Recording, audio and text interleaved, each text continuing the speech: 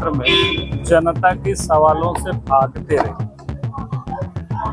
तो मैं कह सकता हूं कि झारखंड की जनता को इस सत्र ने पूरी तरह से निराश किया। इस समय जो इस प्रदेश की ज्वलंत मुद्दा था, जिसको लेकर के हम सब लोग उठा रहे थे, सूर्या हांसदा की हत्या, जिसे पुलिस इनकाउंटर कहती है, उसकी सीबीआई जांच हो, सरकार उससे भागते रही।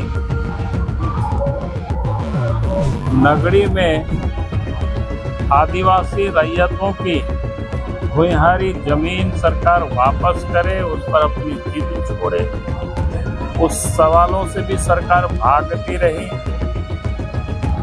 और भागती ही नहीं रही ताकि ये सवाल बने नहीं, इसकी उन्होंने पुरजोर कोशिश की। आप सबने देखा कि पहला दिन जब विधानसभा सत्र प्रारंभ हुआ, पहला दिन तो नहीं, दूसरा दिन जब सत्र था, तो पहली दफा झारखंड की विधानसभा में बेल पर सरकार के मंत्री चले आए कि जनता को निराश किया। जनता की सवालों पर सरकार चर्चा करने को तैयार नहीं थी और जिस पर चर्चा किया उसमें भी कोई कंक्रीट उन्होंने कोई उत्तर नहीं दिया। हमने साफ कहा था कि भाई जितना पुल पुलिया टूटे हैं, जितना भवन टूटे हैं, जितना सड़कें खराब हुई है, सरकार घोषणा करे कि इसको हम समय सीमा के अंदर, यानी बरसात समाप्त होते ही काम शुरू करके हम सबको ठीक कर दें। रहा कैसा रहा, और कई बार देखा गया कि जो सत्ता पक्ष के मंत्री हैं वो अपने ही दल के विधायकों के साथ उलझते हुए नजर आए।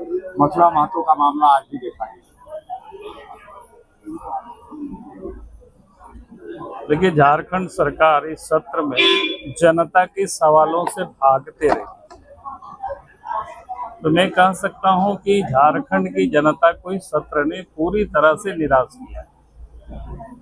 इस समय जो इस प्रदेश की ज्वलंत मुद्दा था, जिसको लेकर के हम सब लोग उठा रहे थे, सूर्या हांसदा की हत्या, जिसे पुलिस इनकाउंटर कहती है, उसकी सीबीआई जांच हो, सरकार उससे भागते रही। नगरी में आदिवासी रैयतों की भूमिहारी जमीन सरकार वापस करे, उस पर अपनी जिद छोड़े, उस सवालों से भी सरकार भागती रही और भागती ही नहीं रही ताकि ये सवाल बने नहीं, इसकी उन्होंने पुरजोर कोशिश की। आप सबने देखा कि पहला दिन जब विधानसभा सत्र प्रारंभ हुआ, पहला दिन तो नहीं, दूसरा दिन जब सत्र था, तो पहली दफा झारखंड की विधानसभा में बेल पर सरकार के मंत्री चले आए। विधायक छोड़ दीजिए, मंत्री चले आए और विधानसभा को एडजॉर्न किया। आज तक हम लोग अपोजिशन जाते थे, लेकिन सत्ता में बैठे हुए विधायक लोग अंदर गए और मंत्री अंदर गए बेल पर और विधानसभा एडजॉर्न हुआ। उसी दिन हमें समझ में आ गया कि झारखंड सरकार जनता के सवालों से भाग रही है। तो इसलिए ये सत्र झारखंड की जनता को निराश किया। जनता की सवालों पर सरकार चर्चा करने को तैयार नहीं थी और जिस पर चर्चा किया उसमें भी कोई कंक्रीट उन्होंने कोई उत्तर नहीं दिया। हमने साफ कहा था कि भाई जितना पुल पुलिया टूटे हैं, जितना भवन टूटे हैं, जितना सड़कें खराब हुई है, सरकार घोषणा करे कि इसको हम समय सीमा के अंदर, यानी बरसात समाप्त होते ही काम शुरू करके हम सबको ठीक कर देंगे। नहीं कहा, यहाँ से वहां भागते रहे, केंद्र पैसा ये नहीं देती है, वो नहीं देती है। भाई आप खर्च ही नहीं करते, सीएजी का रिपोर्ट है, आप यूटिलाइजेशन सर्टिफिकेट ही नहीं भेजते हो केंद्र को, आप उपयोग करते हो, पैसा इधर उधर गटक जाते हो, तो आपको खाने के लिए कोई पैसा नहीं देंगे। आज भी आप कई एक प्रश्नों पर आप देख रहे थे, चर्चा हो रही थी, क्या कहते हैं, ये संकल्प में विधायकों का जो होता है, तो सरकार ने ये किया।